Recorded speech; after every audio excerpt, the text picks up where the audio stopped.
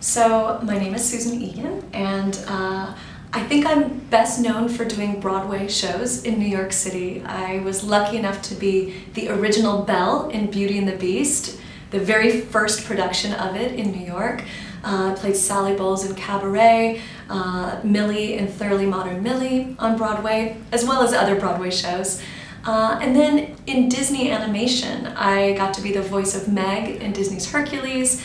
I did several voices in different Disney movies. And from that, I think people have learned my voice in America. And now I'm having the chance to tour internationally and sing and meet audiences in other countries too. So it's exciting.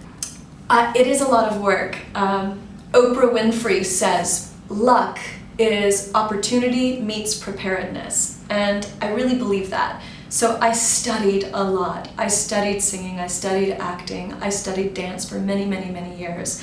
And then I moved to New York and I put myself in the position to find the opportunities. And I was lucky because when those opportunities came, I had prepared for them. And so I would go to those auditions, and I was fortunate enough to be cast in many different roles and have a chance to build a career. I find that the role you have at the time is the perfect role for you in your life because you learn lessons from the character that you're playing. When I played Belle in Beauty and the Beast, she's the new girl in the village in the play. Well, I was the new girl in New York. So I would walk out of the stage door and look around me and I couldn't believe I was there, just like Belle when she's in the castle.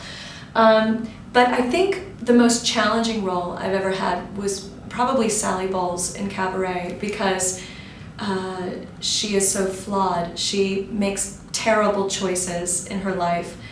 She's addicted to drugs. Terrible. But for an actress, that's a lot of fun to play.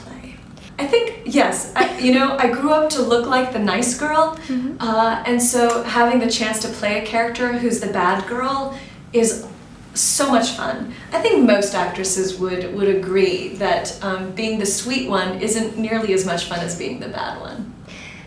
I think what I like about doing film and television and animation and recording and Broadway is that I never get tired of any one of them because I can switch from, and they're all very different from each other. In a recording studio, you don't have your face and your body to express emotions. You have to just use your voice. It's a different technique than when you're in film, where the camera's right there and a little eyebrow lift says a lot. Or theater, where most of the audience can't even see your face because they're sitting so far away. They require different skills, and so by having the chance to do all of them, I never get burnt out or too tired of anyone. I think what I've learned the most is that yes, I'm doing a lot, but I am mostly a stay-at-home full-time mom, and I have shaped my career to work for that. I moved away from New York. I'm not doing 8 shows a week on Broadway because I don't want to miss bedtime. I have a 2-year-old and a 5-year-old, and I want to be home with them most of the time. So I've worked it that I do 2 or 3 concerts a month. So I'm gone for a few nights each month, but I'm home most of the time. And so the majority of what I'm doing with writing and with my concerts is allowing me to spend a lot of time with my children. But when they're in school, I can get on my computer and I can write, or I can go to the recording studio and record my next album. So my immediate future is more of that. I'd like to be writing novels. That's the next step. But right now I have a blog online called glamourandgoop.com. And that is telling the story of my life right now. I'd like to record some more, and then maybe down the line, go back to Broadway when my kids are older. When my first daughter was 1.5 years old, and she could just begin to talk, her first words were no la la, which means stop singing. Her first words were telling me to be quiet. And it was such a shock. And it was so great. I think God has a huge sense of humor. When I was doing Beauty and the Beast, I would leave the stage door and dozens of girls would be excited to meet me. And I thought someday when I have girls and I'm a mom, they'll think that I am so cool because I was Belle. And my daughter doesn't care at all. And it's great for my ego. It brings me right back down to earth. And that's a good thing. But I also think it's hilarious.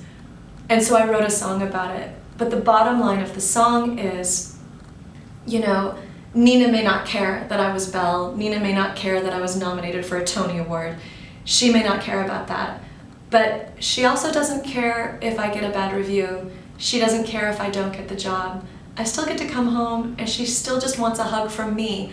Not because I was Belle, but because I'm her mom.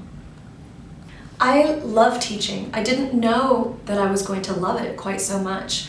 I love meeting the next generation. I love telling them the stories of what directors have told me so that they can benefit from the brilliance of those directors. I'm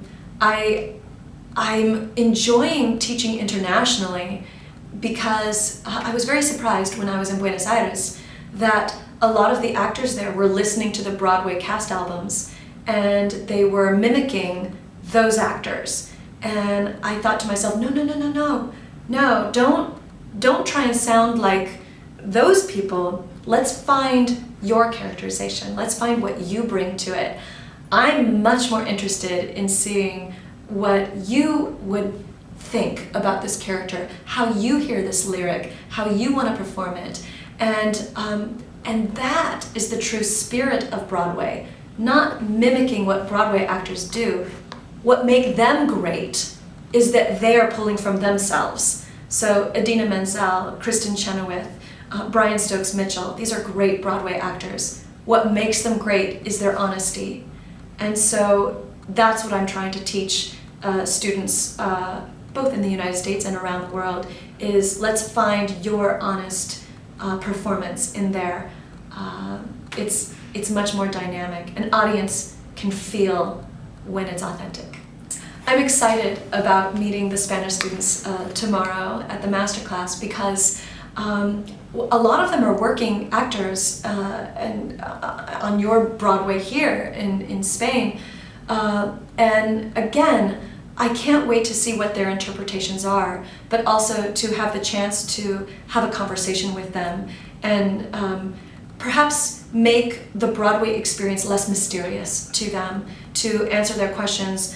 What are Broadway directors looking for? What are they asking actors to do? And I can ask those things of these students so that when I'm gone, they can ask themselves those questions and hopefully find more in themselves for their performance. I think Beauty and the Beast brought younger people to the theater, brought families to the theater again. But then you have Glee, you have American Idol, you have Chicago and Hairspray as big movies. All of a sudden musicals are popular again. They are part of the culture for young people. And I think Broadway is going through a new golden era. In the 30s and 40s and 50s, the music you heard on the radio were from Broadway musicals. Frank Sinatra, Ella Fitzgerald, they were singing songs from Broadway shows. Well, now, because of Glee, because of High School Musical, because of Hairspray, Chicago, Rent, young people are loving singing and dancing again. Now it's popular again. And I think because of YouTube, it has become international. So I'm grateful. I think it's fantastic. Yes, I hope you will see me again and again and again in Spain. And I promise, next time, I will speak Spanish. Thank you very much. Muchas gracias.